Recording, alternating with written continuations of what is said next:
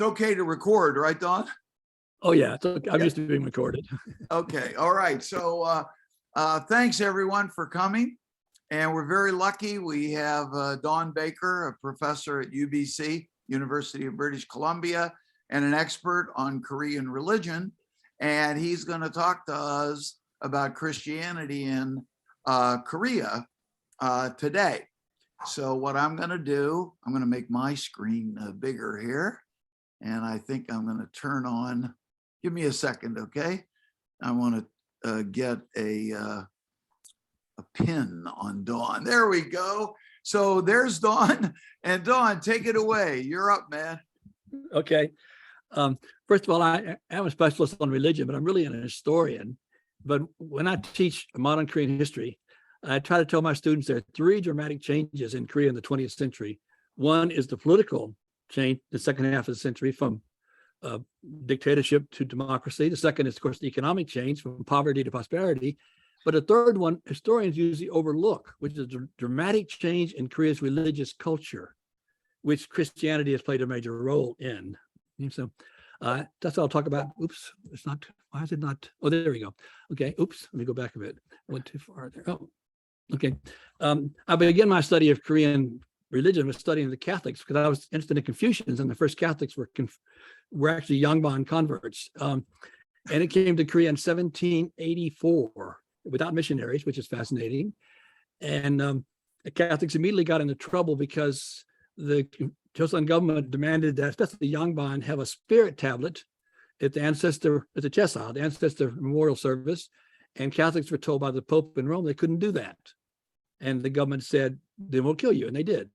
And over the course of the 19th century, hundreds, estimates range from 900 to 8,000 Koreans were killed for being Catholics between basically 1784 and 1871.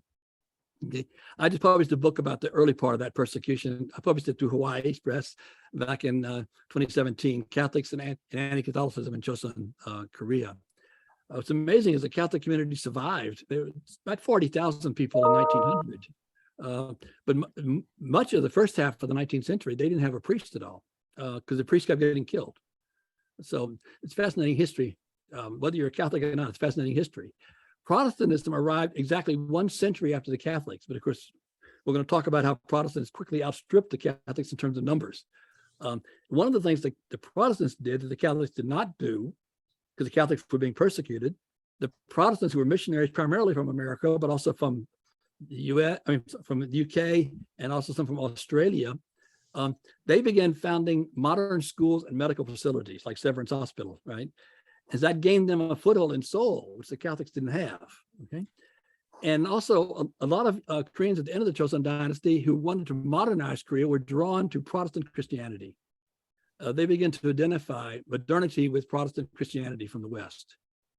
And also during the colonial period, it was the Protestants primarily who said, we will not join in the Shinto worship of the Japanese emperor. Catholics were told by the Pope, don't worry about it, it's a civic ceremony, you can do it.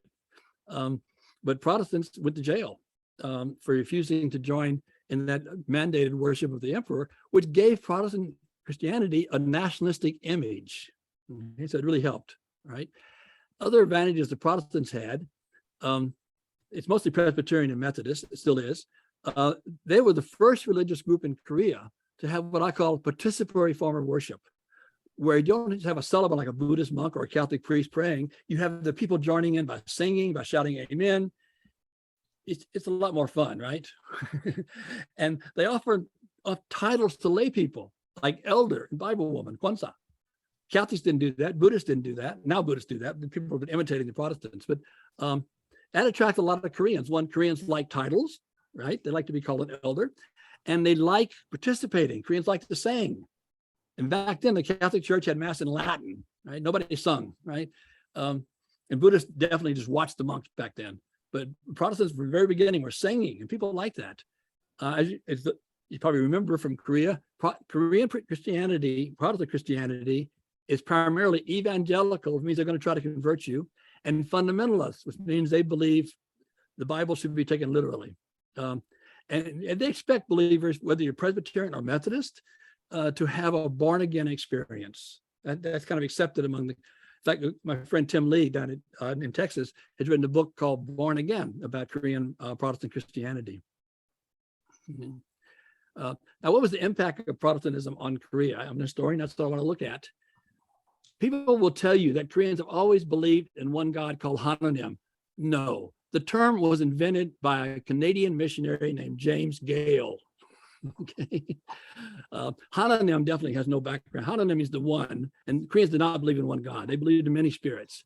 Hananim is the Christian version of the word for heaven, Hanul, but very few people use that before the Protestants started using it. Catholics didn't use it. I found a couple of poets earlier who needed a 3-syllable word for heaven in their poems, so they say Hananim. But basically, Protestants not only created an indigenous term for God, which helped because Catholics were using the term Chunju, which was Korean pronunciation of a Chinese term, so it sounded foreign. And Protestant missionaries convinced Koreans that Koreans had long believed in one God, and here's their term for it.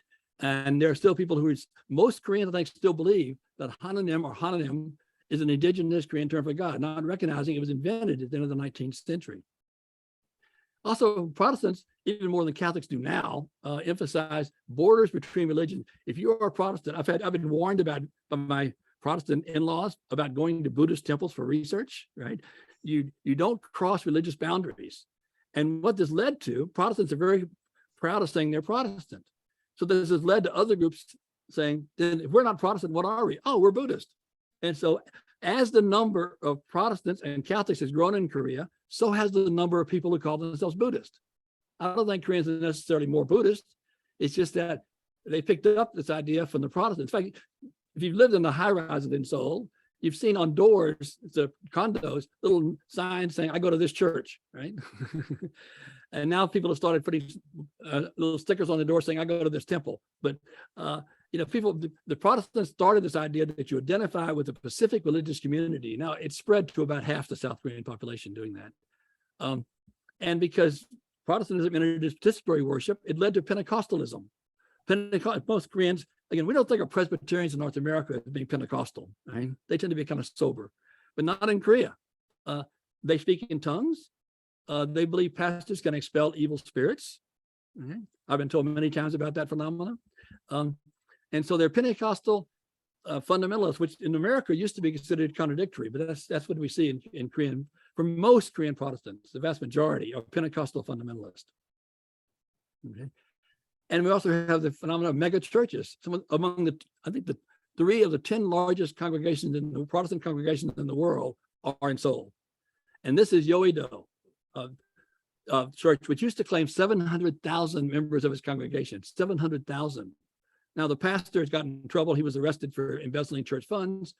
So, he taught that God makes you rich. So he was taking advantage of that. But they have branches, even in Vancouver, they have a branch. They're all over. They're huge. And they have their simultaneous translations into a number of different languages if you go there. Okay? And of course, they do get very excited doing their church services. But I don't know if this is Yoido or not. This would be a typical Protestant service at a large church in Seoul.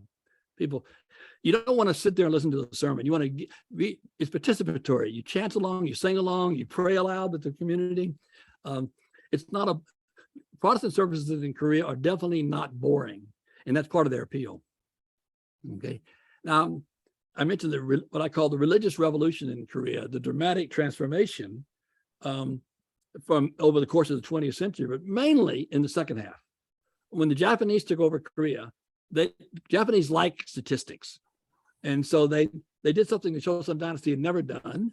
They took a census that asked people what their religion was. 97% of Koreans said, I don't have one. Now, Koreans went to Buddhist temples, they went to shamans, but they didn't think of themselves as religious. So only 3% out of a population of between 15 to 17 million said they had a religion. About half said they were Christian and half said they were Buddhist. By the way, I use Christian in the Western sense of Catholic and Protestant. I'm sure you remember being in Korea. Koreans will say, are you Catholic or Christian? And you say both, they get very confused, right? Because Christian means Protestant. Anyway, about half the people were Protestant or Catholic and about half were Buddhist, those who declared a religious affiliation. That didn't change much over the colonial period. We're often told that Protestantism really began to establish itself firmly in Korean soil during the colonial period because of its nationalistic credentials. But even by 1940, only about 1 million people out of 23.5 million consider themselves religious. And not all of those are Christians. About half of those call themselves Buddhist. Okay.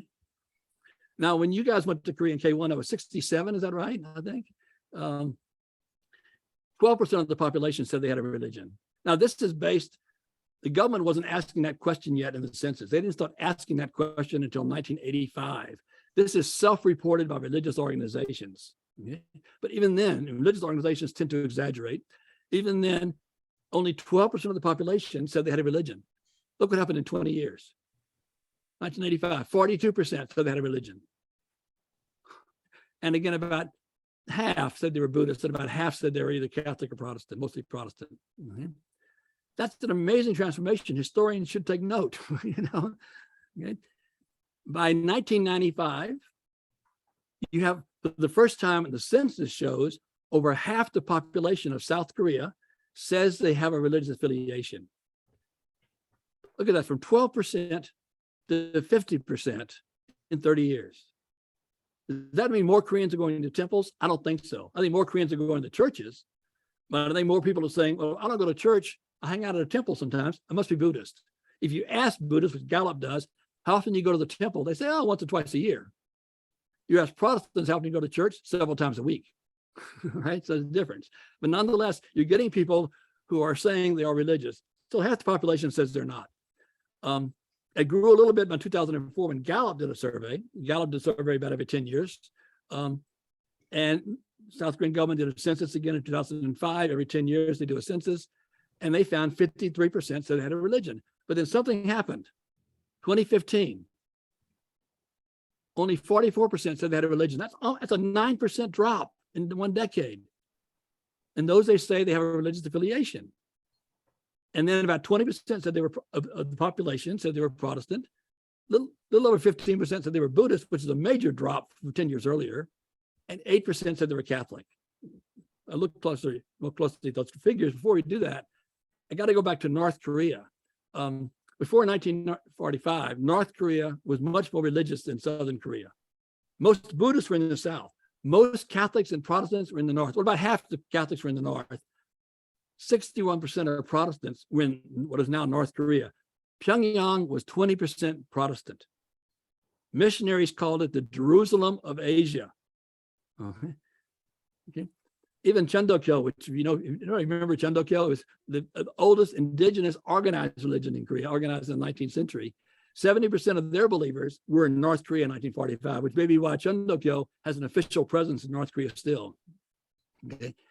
But Koreans with a specific religious affiliation are still a minority for 1945. Again, I showed you earlier, only 1 million people in 1940 said they had a religious affiliation.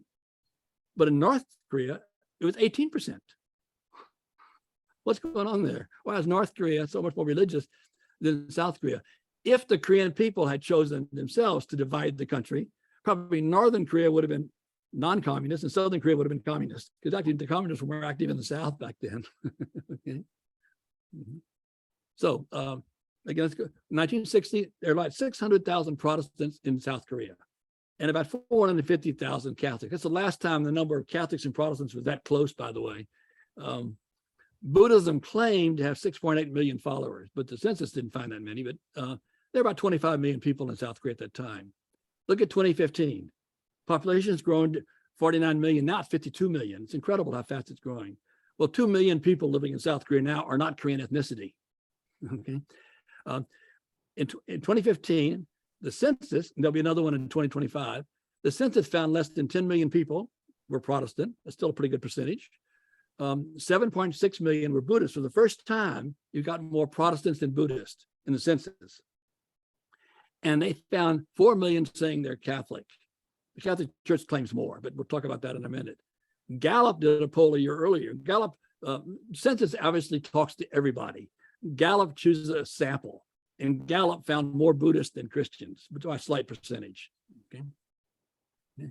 There are other religions, but basically it's the three big ones. You're either Protestant, Catholic, or Buddhist. There are 0.2%, now it's down to 0.1%, by the way, call themselves Confucians, okay? Even though they all talk about, 80% of Koreans do some version of Chesa, but 0.2% call themselves one Buddhist, which is the modern Buddhist order. I'll show you a slide on them in a minute. And 0.5% had another religious affiliation. Korea is a supermarket of new religions. Most of them are quite small. Okay. I wanted to show you the comparative growth rates of Catholics and Protestants. Catholics obviously got a 1 century head start, but they had, a lot of them were being killed. Has anybody been to the Catholic martyr shrine in Seoul on the northern bank of the Han River? It's called Cheolsusan, which means cutting off heads mountain. I've been there. So you've seen the instruments of torture, I guess, in the museum, eh? I didn't go to the museum. I just visited the shrine.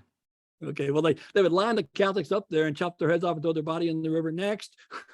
It was assembly line martyrdom. But anyway, but they managed after persecution stopped. By the way, one interesting story: the last great persecution was brought about by the Taewon-gun, the father of Kim Kojong. In 1899, Taewon-gun's wife was baptized a Catholic, which is interesting. Things changed. So you got almost twice as many Catholics as Protestants in 1900, but again, Catholics had a 1 century head start, right? By 1905, it's still more Catholics than Protestant. That changes in 1907 and really changes in 1910, and the Catholics have never caught up since. What happened in 1907? I didn't put it on the slide. Don Clark can talk about it. There was the 1907 Pyongyang revival, a great revival in Pyongyang where Koreans were confessing their sins and asking God for forgiveness, a very emotional meeting. And that spread throughout Korea. And that really spurred the growth of Protestant Christianity. Some people say that it came at the right time when Koreans were feeling guilty about the Japanese to take over their country. And this guilt came out of these revivals. I'm not sure if that's the reason or not, but we do know that's what really spurred Protestant growth. Okay. But nevertheless, it didn't grow that much during the colonial period. By 1940, a little over 100,000 Catholics in all of Korea. By the way, most of the priests are foreigners by that time. And less than 400,000 Protestants in all of Korea, with most of the pastors being Korean, by the way, by then. But then you get post-war. I already looked at the 1960 figures. Buddhists were claiming 6.8 million, but again, those are self-reported by a number of different Buddhist organizations. 1970, again, is self-reported. But the Catholics are claiming about less than 1 million. Catholic statistics used to be reliable, except for the last decade. Protestants are claiming 3.2 million but that's probably pretty accurate. Buddhists are claiming 10 million. How many of those 10 million would tell you they were Buddhists if you asked them? You may have had the experience I've had. I've hiked up to Buddhist temples, and I've asked people who are hiking alongside me, are you a Buddhist? No. What are you going to the temple for? To pray. Okay. But you can see by 85, you got close to 2 million Catholics, over 6 million Protestants. So they basically doubled. Both groups have doubled in 15 years. Number of Buddhists at the Buddhist order, this is the census now. So the Buddhist figures are much lower now than what they claimed 15 years earlier. 1985, again, Catholics are about 3 million. Protestants are getting close to 9 million. Buddhists are claiming, the census is showing over 10 million. 2005, Catholics have reached 5 million. Okay. And Protestants have dropped a bit, just a bit. And Protestant clergy are all worried about that. Buddhists have grown a little bit. 2015, number of Catholics has dropped dramatically. Okay. The number of Protestants has finally, for the first time, outpaced the number of Buddhists. The number of Buddhists dropped substantially. This is from the government census, so these figures are reliable. Okay. Well, I said they're reliable. The problem is, before 2015, the government knocked on doors and the women answered, the housewives, and they tend to be more Buddhist than the men. In 2015, they did the census by computer. I suspect the husbands did it. And they said, no, we're not Buddhist, but I can't prove that. Okay. But actually, Gallup found similar changes in the figures. Have you visualized the growth? Blue is Buddhist. Look how Buddhists compared to Protestants and Catholics in 1960, 1970. Protestants are growing. Buddhists, they're all still growing, but well, they dropped a bit in 1985. This is when you get a real census, right? These are true figures for the Buddhists. 1995, but 2005, you begin to see, I didn't make a chart in 2015. Catholics have grown a lot, but so have Protestants, and Buddhism has kind of stagnated. Mm-hmm. Can we visualize it again? We can't see the other side of our slide here, but they show the percentage of the population, according to the Pew Research Institute, In 2013, they said 28% of the South Korean population is either Catholic or Protestant. That's the largest religious community. But you can see the number of non-believers was dropping. Now it's gone up again. But the number of Christians, meaning both Catholic and Protestant, has grown, continued to grow. Yeah. And there was a survey. I hope you can't see all the figures there. Somehow a group was studying the connection between religion and fertility. So they asked women between the ages of 25 and 49 what the religion was. And 45% said they had no religion. Women tend to be more religious than men in Korea. By 2015, 56% said they had no religion. So even among women, it's gone up to 10% that were non-affiliated. In 1985, almost 28% of women said they were Buddhist. By 2015, 14%. So about a 50% drop. Catholics rose in 1995 to 2005, and it dropped again to about 8% in 2015. Protestants continued to rise slowly. So the one group that's growing is the Protestant community. So it's about 20% of the population, although the census says 17%. I want to show you some architectural evidence that proves that this is not just figures of made up. In 1962, the government periodically surveys how many religious buildings are in Korea, and they publish those figures. In 1962, they found around 2,300 Buddhist temples. 1997, they found a little over 12,000. 2011, the last figures I could get, almost 27,000. Well, I mean, the figures of monks and nuns doesn't show up there. If can I move this a little bit? No, I can't. Yeah, I can. Almost 47,000. Protestant churches, there were already many more than Buddhist temples, almost 7,062, 58,000 in 97, almost 78,000 in 2011, and the number of ministers, Protestant ministers in Korea, 140,000. The poor Catholics can't keep up because their priests are celibates. They don't have a lot of demand to become a priest. They only had about 300 churches in 1965. They had 1,400, a little bit less, in 2005. 2011, they had 1,600. The number of priests and nuns is about 16,000. And so I believe this is important. I wrote a paper many years ago on the religious market in Korea. I compared churches to McDonald's. Does McDonald's sells more hamburgers because their hamburgers taste better or because there are more McDonald's outlets? Look who's got more salespeople and who has more outlets. Okay, salespeople. The Protestants do. They're everywhere, especially in the Seoul area. Now, why has this happened? Why has Christianity grown? Korea is the most Protestant nation in all of Asia in terms of the percentage of the population that is Protestant. Not the most Catholic, obviously the Philippines is Catholic, but in terms of the percentage of the population, there's more Protestants in China, but China's got a huge population, right? How did that happen? What is it about Korea, right? There are some Koreans who tell you God chose Korea as his chosen people, but I'm an historian. I'm not a theologian, so I reject religious explanations. The first of what I talked about already, Protestant missionaries were early on identified with modern schools and hospitals. What's the most Protestant part of Korea? Gangnam, the most modern part of Korea. Gangnam is over 40% Christian. Okay. Protestantism was seen as nationalistic because Protestants rejected Shinto shrine worship. And I also argue when Koreans were searching for a path to modernity, some of them accepted the Japanese path. Others said, there must be another way. It's Western Christianity. And so that offered an alternative path to modernity. That's why many of the modern writers in Korea, even modern businessmen, I had a student who wrote a dissertation on modern Christian businessmen, they were Protestants. But the real growth is often overlooked is after 1960, after the Korean War. There's a dramatic jump in the number of, I call them proselytizers, especially Protestant missionaries and local Korean ministers. There are so many seminaries in Korea. It's absolutely amazing. It's incredible. They're all over Korea. But I also argue that Korea's had incredibly rapid urbanization. If you haven't been back to Seoul since you were K1s, Frank knows, Seoul is one of the largest cities in the world now. What is it now? It's 10 million in the city limits and 10 million in the suburbs. If you count the suburbs all the way to Suwon and Incheon, right? I mean, it's massive. It was 4 million people when you guys went there in 67. And it's not just, I mean, Seoul's grown the most, but Busan has grown, even Gwangju, my place has grown.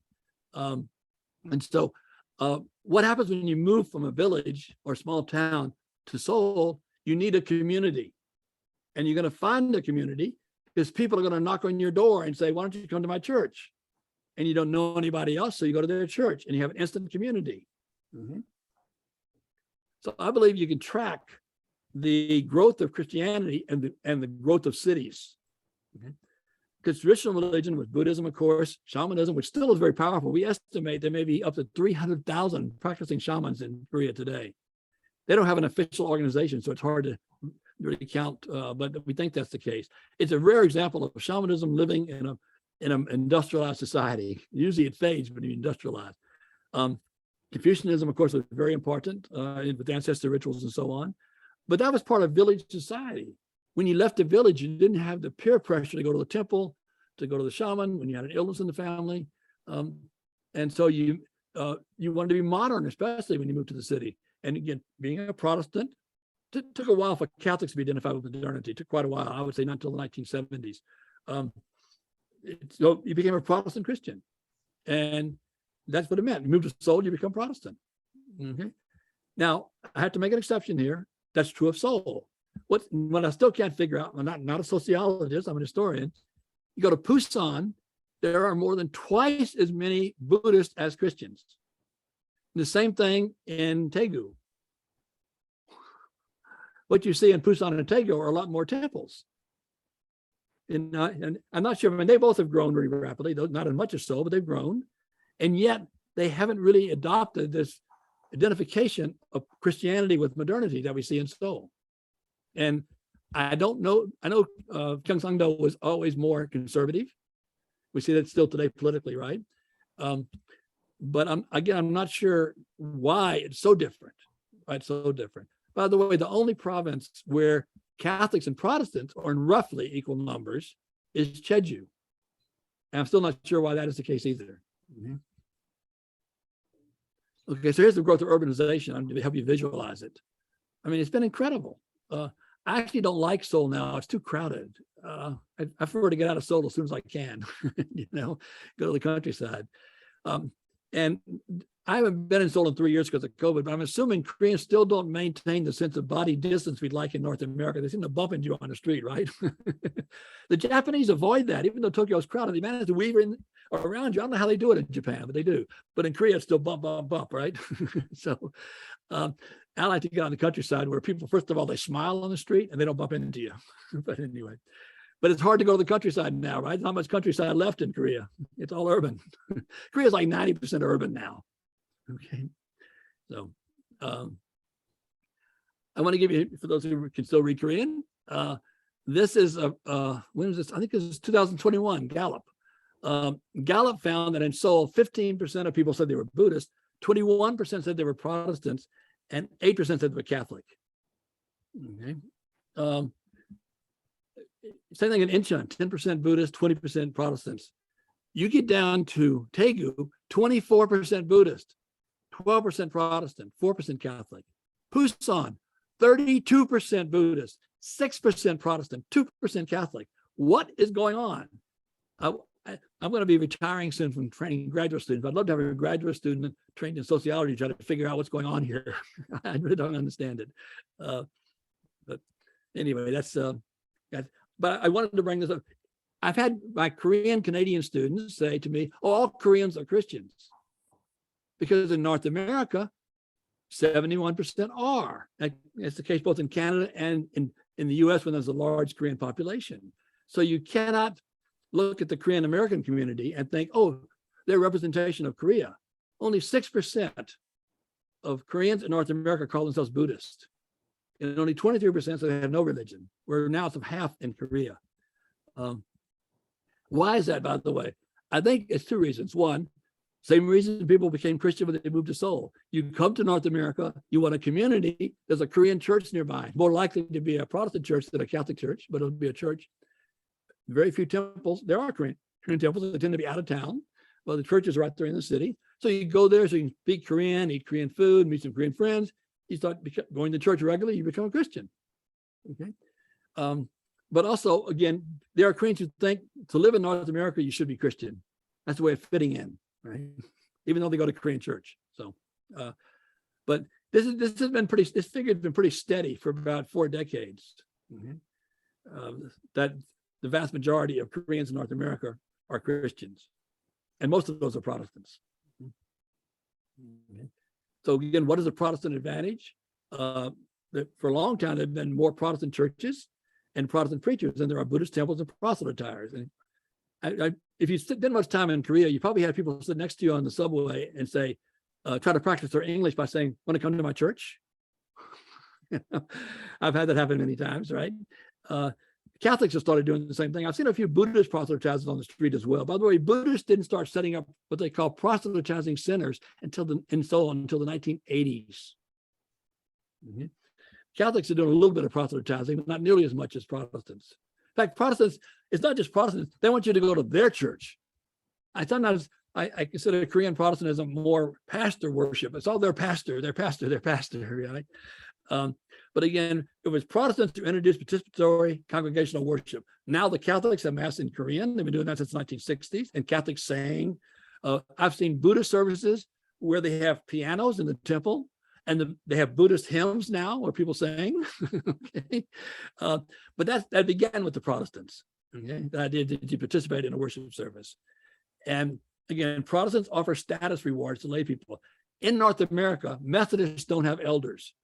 In Korea, they have elders because Korean Christians expect that, right? And so these are all advantages the Protestants have. And of course, if you look at religious universities, I didn't put this on the slide, there are a lot more Protestant universities than there are Catholic or Buddhist universities in Korea. Yonsei is not the only one, right? They're all over the place.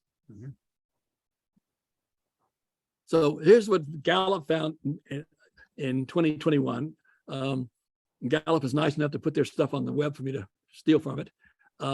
They found 17% of the population said they were Protestants, which is a decline from 1989. It goes back to 1984 figures. But the Buddhists Gallup also found there are fewer Buddhists than there are Protestants now. And that's the first time they found that in their surveys. And they found 60% of Koreans said they had no religion. And 6% of Koreans said they were Catholic. Catholic Church claims more, claims 11%. I'll talk about that. Why the overall decline? Well, urbanization slowed. It couldn't go anymore. It's all right. It's too big already. And as urbanization slowed, the movement of people into new urban areas has slowed. So the search for a new community is no longer as important. Also, the older generation tended to be more Buddhist. That's dying off, right? Buddhism used to be called Chima Bulgyo, Buddhism of women in skirts, old women in villages. And people also, by the way, equate Buddhism with shamanism. Shamans will tell you my religion is Buddhism, but they're shamans. But that older generation is dying off. Also, there's also a heavy drop-off rate among Protestants. If you want to be a serious Protestant in Korea, first of all, you tithe, you get 10% of your income. But more than that, if you want to be an elder, you go to church every day. You go to church like at 6 in the morning before you go to work. And then you spend Friday night in prayers for 3 or 4 hours. It's exhausting. I've had Koreans tell me that. Catholics don't demand a tithe, although they also want your money, but they don't demand a tithe. And they don't demand you come to the daily mass. Buddhists are happy if you show up anytime at the temple. So to be a Protestant is demanding. And so there's been the highest dropout rate among the major religions is among the Protestants in Korea, even though they are the largest religious community in Korea. They have a very high dropout rate. The Catholic Church has grown so fast, it's really lost a sense of being a special community. And whereas the Catholic Church used to build, the Catholic Church looks at baptisms, also looks at who goes to church on Sunday, because those figures aren't reliable now because of COVID. But they used to be pretty close, the number of baptized Catholics and those who went to church on Sunday. No longer are they close. The Catholic Church claims 11% of the population of South Korea is baptized. Understand the current president of South Korea claims they was baptized Catholic. I haven't heard that he's a practicing Catholic. Park Geun-hye was baptized when she was a student at Sogang University, but she wasn't a practicing Catholic. And so only about 6 or 7% of Koreans will tell the census taker they're Catholic. Excuse me. But still, the church the Catholic community is the most respected of the religious communities in Korea because there have been no scandals in the Catholic Church in Korea, unlike in North America. Buddhist, the scandal has tended to be Buddhist monks gambling with the money they get from the lay Buddhist. Right? Or with the Protestant churches, it's been corruption in the churches. And the fact that a pastor will build up a large congregation, then he'll sell the church. He'll put an ad in the local Protestant press, selling the church along with the congregation. And that upsets people. So Catholic Church has become the most respected religious community in Korea. So I'll finish with some visual aids. This is a typical Protestant church in Seoul. It's not a major one. Look how it compares to the houses in this neighborhood. I took this out of my my hotel room when I was staying near Korea University. I mean, you got your high-rise apartments. Maybe those houses are gone now, been replaced by high-rise. This is like over a decade ago. But I mean, here is this church. You don't see a temple around there, do you? What you see is a church. But Buddhists haven't gone anywhere. This is Daegu. These are people. That's a statue on Palgongsan outside of Daegu, erected in the 1990s. It's the statue of the medicine Buddha. He's carrying a medicine bowl to heal the disease of a divided peninsula. By the way, when you go up there, you hike up 108 steps because there are 108 causes of human suffering in Buddhism. So at my age, I feel it by the time I get to 108 steps. But anyway, no, it's amazing. I mean, and you have a massive statue in Gangnam now, not far from the World Trade Center in Gangnam. There's a huge statue of Kwanum. This is Won Buddhism. Onrit Won Buddhism, they're a new Buddhist denomination founded in 1916. This is their temple. It looks like a church, doesn't it? But they don't have statues. They have a circle to remind you that everything's interconnected. They have a pulpit for the sermons. They have hymns. You walk in, you get the temple bulletin for the Sunday. But it's Buddhist. They have both male and female pastors. The women are supposed to be celibate. The men get married. I don't know.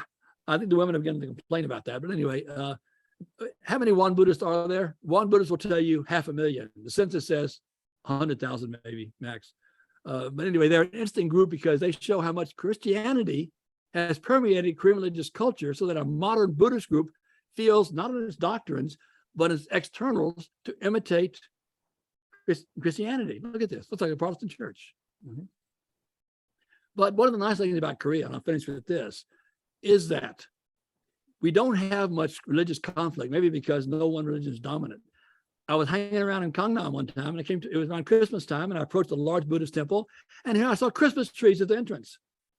Only in Korea. I've lived in Japan. I never saw that. I mean, these are the temple guardians. Maybe they're keeping the evil Christian spirits from getting in the temple. I don't know. But I mean, and I've seen signs on Catholic churches, not Protestant churches, on Buddha's birthday saying, "Congratulations, Buddhist, on the birthday of the Buddha." Okay? And there's a group of 3 religious women, a Catholic nun, a Buddhist nun, and a Won Buddhist nun, who used to travel around the world singing their respective religious hymns together. They couldn't get Protestants to join them. First of all, there's no Protestant nuns, but couldn't get Protestants to join them. But Catholic, mainstream Buddhist, and Won Buddhist together singing their hymns. So essentially, Korea is a place of religious tolerance, by and large. Okay, and that's another reason I find it fascinating to introduce Korea's religious culture to my students, partly because of the dramatic change that I've talked about here today, but also the way the various religions get along together, including the shamans, by the way. I mean, shamans are everywhere. You have to know what to look for, right? I remember I was taking a young American diplomat one time. He was a friend of my nephew. He was posted to Seoul. So I said, I told him before he went to Seoul, look for shamans. He goes, I can't find them. So I took him in front of Yonsei. And I said, see all these signs that say Posal, Buddhist Bodhisattva? They're shamans. He later emailed me. He said, on the way back on the bus to the embassy compound, I saw a lot more of them. So once you know what to look for, they're everywhere, right? But they usually don't say shaman, right? They say Posal, they say fortune teller. My favorite was one that said Pulgo Teak, Buddhist University. One woman. That was in Gangnam. So they are everywhere. In fact, anthropologists now love studying urban shamanism in Korea. You know, here the shamans have websites, right? And I'll tell you a little secret. One of my grad students married a very famous Korean shaman. I didn't put her slide up here. He's Korean, and he did his master's degree in Korea. He was studying her for his master's thesis. And in the middle of the ritual, the kut, she was in a trance, and she said, I'm told by people who were there, she looked around and said, I'm going to marry you, and pointed at the guy became my student. He went, huh? But she was right. The prediction came true. And as soon as he got his PhD, it was big news in the Korean press. Shaman has a PhD husband. So, and she's gotten much more, many more clients, and she charges more now because of that. Anyway, I wanted to leave plenty of time. I talked a lot. I want to leave time for questions. Let me stop sharing so I can get rid of my slides here.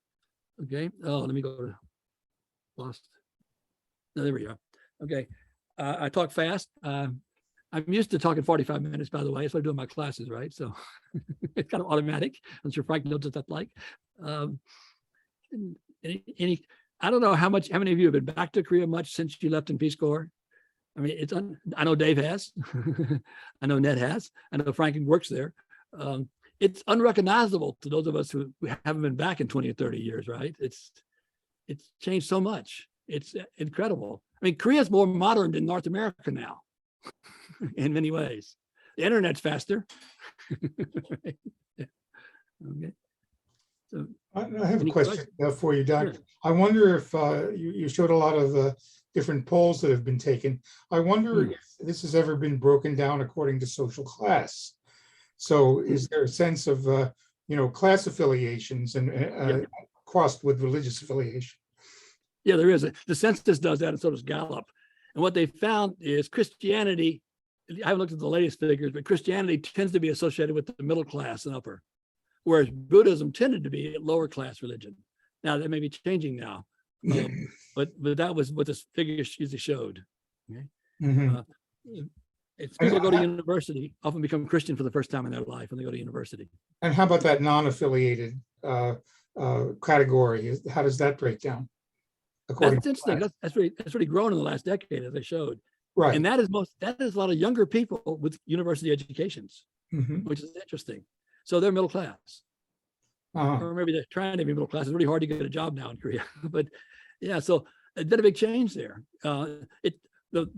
The drop in religious affiliation has primarily been among the people in their 20s and people who are educated, which is interesting. It's again a phenomenon that needs more exploration. It really does. I'm not an anthropologist or sociologist, so I haven't dug into it, but Christianity was always identified with the middle class and above, right? Even though there are Christian missionaries who worked on the poor, there are Protestant Korean pastors who worked on the poor, and Catholics too, but that's how it was identified. And Buddhism was usually identified with the uneducated, right? That's been changing. There's a huge temple in Gangnam, Nungen Sunwon, which I translate as a meditation center for talented people. It claims to have 200,000 people in this congregation, the Buddhist temple. And they have a Buddhist school, so people get diplomas in Buddhist study, not a real school, but they give them little certificates. And they have an upper middle class clientele, but they're unusual. I had understood that actually meditation had become more and more attractive to middle class people, educated people, and that's over the last decade or two. Is that your experience as well? Yeah, that's true. And they don't usually consider it religious. Often they do more like a Theravada Buddhist practice, which is not the Mahayana tradition of Korea. Right. And they don't. Some of them may know it's religious. Most of them don't think of it as religious. So some of the non-affiliated are doing things we might consider religious, like meditation or going to temples, going to shamans. But yeah, you're right. Meditation has really grown over the last decade or so as a popular. But you can imagine the stress of living in Seoul. You need to depressurize sometimes, and meditation is a good way to do that, right? Don, that was fascinating. I have a question. Okay. What, you talked about the prevalence of Pentecostalism Mm-hmm. and the casting out of evil spirits and so forth, but you didn't talk very much about, is this Pentecostal Protestantism connected to shamanism? I mean, not in terms of its inspiration and appeal. Yeah, that's what people claim. Protestants, of course, will deny that vehemently. But I mean, it's very clear. I mean, Protestants build what they call Kido-wan, retreat centers in the mountains. Where did shamans used to go? Well, still go to the mountains. And spirit possession is a part of shamanism, right? And casting out demons is a part of shamanism. And so, yeah, you can see the clear similarities, but Protestants will vehemently deny any connection. Shamans will say, hey, come on, let's do what we do. You know? But yeah, that's a Well, good Don, point. yeah. Don, I have a couple of questions. About 40 years ago, I was on sabbatical living in Seoul for a year, and my landlady for half that time was the vice chairman of the Won Buddhist organization. Oh, really? And Okay. I got the impression that I didn't talk with her much about it, but she happened to be in a wealthy family, and her deceased husband had been a newspaper publisher. But I got the impression then that even though it's quite small, Won Buddhism was highly organized and had a large, I'll call it civilian superstructure, as opposed to a religious order like the older types of Buddhism organization. Yeah. But the more important thing I wanted to ask you about was Korean Protestantism. There was a speaker that came and talked at the Center for Korean Studies at the University of Hawaii about 6 or 7 years ago. I think Ned Schultz may remember more about her, but it's evidently that the Protestantism in Korea and organization is actually sort of on the leading forefront of Protestant organization in the world. And it seems that the megachurch model and organizing in ways that would make sort of, I would say, communist cells very jealous is really stepped over. So in the United States, there's a model for mega churches in the United States and around the world that's actually coming from Korea.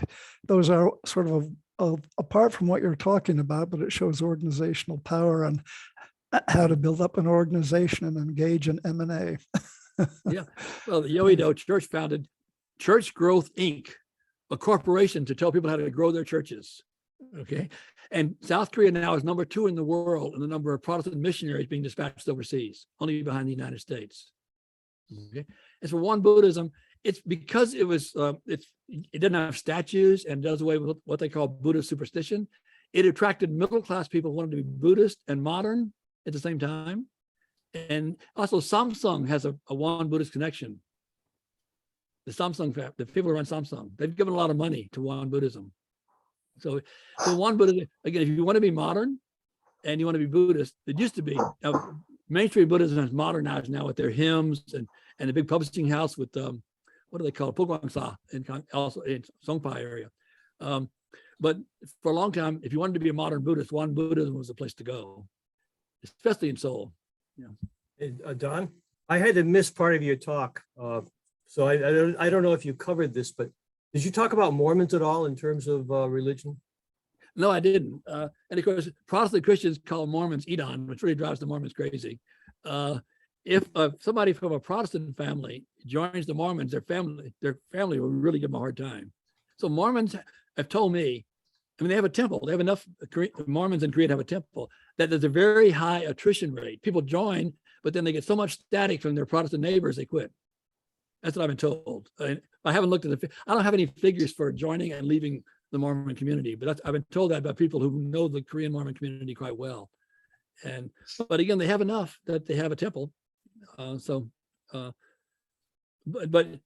you can always tell the Mormon, right? There was Americans with white shirts going around on bicycles, preaching to people. But and they gain followers because of their emphasis on the family. That's the Mormon thing is really emphasis on the family. That attracted a lot of Koreans. But again, they're Edon. So people don't want to be associated with Edon, with heresy. Like Charlie Goldberg's question about religion and economic class, gender would be another one. You referred to it as the women tended to be Buddhist and the men tended to be more modern and claim Protestantism. And in the pictures you showed the mega church and Won Buddhism, it looked like it was predominantly women. And so maybe it is, it would be interesting to know the folks who really go to the churches, go to the temples, as opposed to say they are, but don't go, based on gender. Yeah. But generally in Korea, about 60% of those who are active participants in a religious organization are women. And that includes both Buddhists and Christians. But at the temples, you see a lot more women than men. In the churches, there's a lot of women in that slide. But of course, men have the leadership positions. It's better to be an elder than a kwonsa, which we sometimes translate as deaconess. And of course, the pastors, very few women pastors in Korea, very few. So it's still male dominated, but the majority of membership in the Protestant churches are women. That is true, but the men are the leaders. But by the way, Korea is the only country I know of that has a separate Buddhist order for women, nuns, for the nuns. Usually the nuns are under the control of the male the monks, but in Korea, some of them set their own order up so they could be in charge. It's interesting. But yeah, when I say the women tend to be Buddhists, I don't. When you ask people what your religion is, it was more, a woman would be more likely than a man to say Buddhist. Used to be the case. I don't think that's the case anymore. That used to be the case until quite recently. You know, Dawn, I think it's perhaps not surprising, but among my Korean friends, it's pretty clear that the Catholics and the Buddhists like each other. Yeah. And Yeah. that both of them feel a bit alienated from the Protestants. Yeah, that's right. I think it has to do with Vatican II back in 1960. The Pope decided that there are many paths to salvation, so you can be nice to other religions. And Protestants in Korea, most of them, not all of them, tend to be intolerant of any other religion, including Catholics. They don't think Catholics are real Christians. So you're right. Protestants don't cooperate in that group of three religious women singing I told you about. But Catholics and Buddhists are willing to work together. Yeah, there's a Canadian Jesuit at Sogong. He's a Korean citizen now. Some want to call himself Bernard Senegal, who actually studied Buddhism. And you'll see him running around on the Sogong campus wearing Buddhist monk robes. He's a Jesuit priest. He's a character. But yeah, you're right. Buddhist, yeah. One of the things that struck us, for those of us who lived in Busan, was how the Protestants went off and lived in their compounds, whereas the Catholics were right there in the middle of the community. And the Maryknoll priests were a great example of that. And changed that approach to living in Korea? Well, for one thing, there aren't there many foreign missionaries anymore. And so you wouldn't have the missionary compounds, even in Seoul, are no longer missionary compounds because not enough missionaries to live there. And but the Catholics have always lived with the community. I mean, they don't have a family, right? So they've distanced themselves. They live out in the community. I gave them sort of an advantage. But I didn't mention one of the reasons Catholics were not quite as active in proselytizing. Catholic priests are really busy with the sacraments for those already converted. Protestants don't have to worry about confession, daily mass, that kind of stuff. So they could go out and try to convert more people. And also their wives could go out and convert the women. So they had an advantage there. But yeah, Catholics tended to live in the villages or in the towns, whereas the Protestant missionaries would at night retreat to a compound like behind, what used to be behind Yonsei University. Now it's not there anymore, but it was a mission. You see those Western style houses up the hill from the campus. That was for the missionaries where they would speak English and have their, American fellow missionaries nearby and so on. Don, can you talk a little bit about the practice of ancestral rites and how the different religions and people who are affiliated with the different religions do or do not participate in those things? Yeah, that's fascinating. Korea is the only place I know where the Protestants have their own version of a traditional ancestor rite, but they removed the spirit tablet. So, and they sang Christian hymns to the spirit who they say is not there, who's in heaven. And so that's why I've said 60, 70, some people say 70 something percent of South Koreans still have some kind of a ritual, an anniversary of a parent or grandparent's death. But Protestants will say it's not Chesa, right? So they don't use the term Chesa. Right. Have a different term for it, but it's a Christian variant. Catholics are mixed because since the 1930s, Catholics have been told, sorry, made a mistake. You didn't need to be martyrs back there in the 19th century. You can do Chesa. But some of them feel uncomfortable with the spirit tablet, so they still have their own modified version, but it's really codified. Protestants created their own version back in, I think, the 1890s. James Grayson's done work on that. And it's really amazing. I mean, you go to Taiwan, because the Chinese there don't have, most of them are newly arrived in Taiwan, so they don't have multi-generations before them there. So they don't tend to do that. It's just their rituals I did as much as they do in Korea, which is interesting. But you're right, everybody does, not everybody, but the percentage is dropping of people who do the rituals. It's hard to hold a family ritual in a condo, right? Because the eldest son is supposed to invite all the relatives in, right? And that's very difficult to do. And the wives don't like it, the wives of the eldest son, because they're going to prepare the food. And they've Used to be hard started for eldest son. reducing the number of generations that are venerated. So you're getting right. fewer and fewer people traveling to the countryside, to the grave sites of their great grandfathers, et cetera. That doesn't happen as much as it used to. You're still getting, I wouldn't, if I had a car in Seoul, I wouldn't try to leave town at Chuseok. Right. It's people use that as an excuse to go to the countryside. Now, whether they do any kind of a ritual at the grave or just go visit the grave and then go out and have a few drinks with their relatives, I don't know, because I haven't accompanied any. But I mean, it's still a time to leave town, as Frank knows. I mean, I don't know if they still do this. They used to have helicopters flying over the highway to pick up a car that was broken down to get it out of the way so it wouldn't block the traffic. I mean, it can take you a day to drive from Seoul to Busan, right, at Chuseok.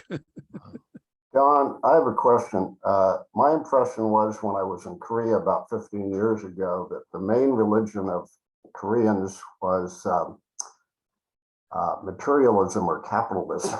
Right. Yeah, What's your take on that? I mean, I know it's not per se a religion, but some people might define it that way.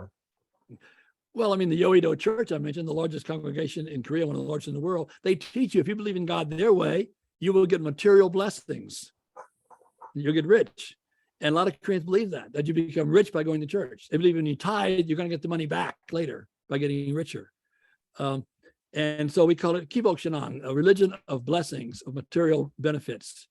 You see that it's said among the Buddhists as well, not quite as explicit, but I mean, Buddhists go to the temple to pray for a specific thing.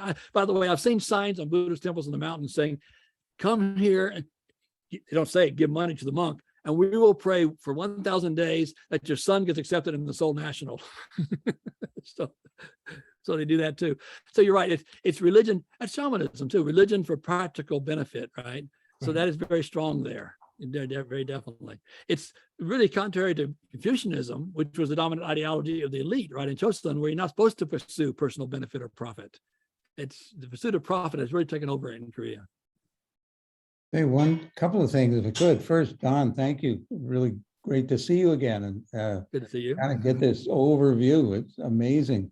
Most of the other people on the screen, including Ann and me, went to Korea in 1966, just so you know, and kept saying 67, which was a year later. But then I was curious, some questions have come up about current religious practices, and I was wondering, what is your sense of, say, Protestantism and sort of evangelical Protestantism and tracking down spirit possession and going after spirits? In other words, shaman practices of some kind. Is that something you sense out there? I mean, if they're chasing down the shaman spirits? Yeah, right. Are the spirits that have, absorbed other people, it isn't just a shaman who comes and does the ritual that will get that spirit removed, but Christians are out there working at that as well, or is that not the case? You mean exorcisms, Dave? Sorry, what? Are you talking about exorcisms, exorcising spirits? Exorcisms, not so much in the sort of the practical sense of a ceremony of some kind, but going out and looking for spirits occupying people and trying to find ways to address the presence of some spirit of that sort, but maybe through Christian or Bible rather than shaman exorcism. I haven't seen Christians going out looking for people possessed, people who think they might be possessed to come to the church. And I've been told, by the way, that if I go to a Buddhist temple, I'm going to come back possessed by a spirit, because one friend told me that when his pastor exorcises evil demons, he always asks them, where are you going to go now that I've expelled you from this Christian body? And they always say, back to the temple where I belong. So the Christians tend to associate evil spirits more with Buddhist temples than with shamans. Now, I don't know Koreans wandering around the streets looking for people possessed. People come to them, right? Maybe I haven't done a survey on it. Maybe people try a shaman first. That doesn't work. Then they go to a church. I don't know. But yeah, there's enough people in the churches already needing to be exorcised. They don't need to go out searching for more. Thanks. I ask a question? Yeah, go When ahead. I was in Cheonju, in Jeollabuk-do, Yesu Pyongwon was serviced by the Presbyterian Church. Right. Right. This was Dr. Crane's, Yeah. when he was there, that was his hospital. Mhm. So you're saying they no longer have foreign missionaries? Very few. Very few. Very There's few. still some. There's some. For example, none of the Underwoods are missionaries now, right? And they ran unsafe for a long time. There's still Underwoods in Korea, but they're not missionaries. The Lintons now are the doctor I know, he's not a missionary. There may be a few. Maybe some of the people teaching English at Christian universities would call themselves missionaries. I don't know if they would or not. But basically, Korea is an exporter of missionaries, not an importer now. Okay. There are still a few Catholic priests over there who are foreigners, but they've been there a long time. But basically, no, there's very few missionaries left in Korea. Okay, thank you. Don, one of the things that is very different from when we were in Korea as Peace Corps volunteers are these mega churches. Oh, yeah. Yeah. Can you talk about sort of how they got started and about when that happened and how you account for it? I mean, it's quite an amazing phenomenon. I think it's, I mentioned earlier, people seem to think more about the pastor than the denomination of the church. A particular pastor that gets a good reputation for one, good sermons, two, for healing. People go to him and they tell their friends. So more people go to him. And that's how it grows. And people, the founder of Yoido Church started off with a tent, faith healing in a tent and soul.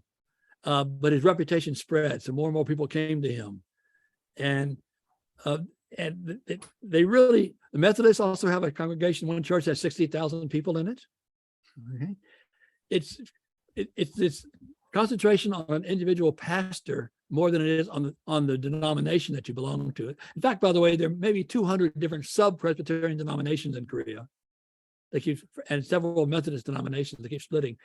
But a few churches do dominate the landscape, and that's because these pastors have a really good reputation for good sermons and for healing. And when did that start? When did you start seeing enormous churches like that? Maybe the 1990s. I don't remember in the 1980s. I didn't go to Korea much in the 1980s. I stayed away from Korea when Chun Doo-hwan was president. I'm a Kwangju person, so I stayed away. But I believe in the 1990s, you're already seeing mega churches, but it really took off early part of this century.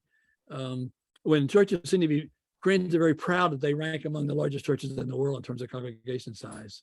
Yeah.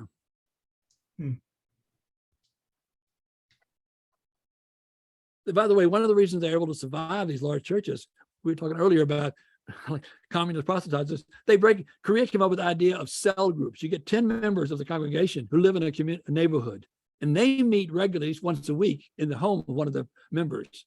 So they form a community within this church that's too large to really form much of a community. And that's been imported to North America, not just in Korean churches, but non-Korean churches as well. I've adopted this cell group. They call it cells.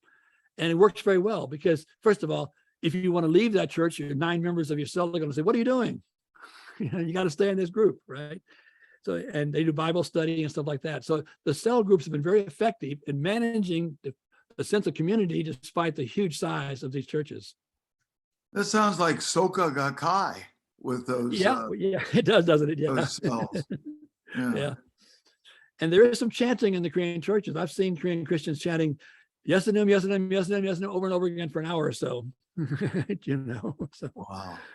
yeah. Well, Dawn, this has been really, really interesting. Thanks for joining us. I hope you'll come back and join us again. And could you send me, please, your PowerPoint presentation so we can send that out as well? But very, very good.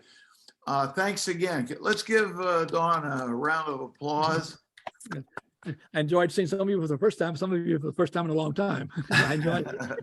And we hope you come back. Diane's going to put you on the, right, Diane? Put Dawn on the mailing list, okay? Thanks. Okay, Sounds we're good. gonna break. We have 16 people, including Dawn. And what do you suggest for we make 4 groups? That sound pretty good? Okay. And Dawn, you can stick around and join a group if you want, or if you're busy, we'd understand. I have an appointment with a colleague from UBC who lives down the hill. We're having dinner together to celebrate his birthday. So he's waiting for me now. So Okay, We Thank might you. do 3 Thank you groups. Very much. You gotta 3 dance, groups. 3 right? groups? Okay, We're gonna Because go, I'm bugging Thank you, out. after Dawn. that. okay, bye everybody. John, bye. Thank you, and we gotta Don. go. We gotta go. Thanks, Frank. Thanks, Frank. Okay, I'm gonna make 3 groups. Let's see, a few people signed off. Okay, so here we go. Have fun. Maybe, well, we got, if we do 3 groups, we got 4, 3, and 3. Ned, is that good, or do you want to make just 2 groups? Where did Ned go? He He just left. Ned's gone. Oh, well, he tells me what to do and leaves. Okay. Anyway, what do you say? 3 groups? We're 2 now. We're only 10. Looks like. Okay, well, then I think I have to recreate. Give me a second. 2 groups. All right. If you can, put me in with Charlie. I've got something I want to ask him about. Well, let me see if that works out. Yeah, you're all set, Bobby. You lucked out in the draw. You got Charlie Goldberg. Okay, have fun. Thank you, Frank. Thanks, Frank. Accept your invitation. Richard, you gotta click on accept invitation to join a group. Looking for it. I've got it. Say again? I'm looking for it. I think I got it. Okay, give it a try.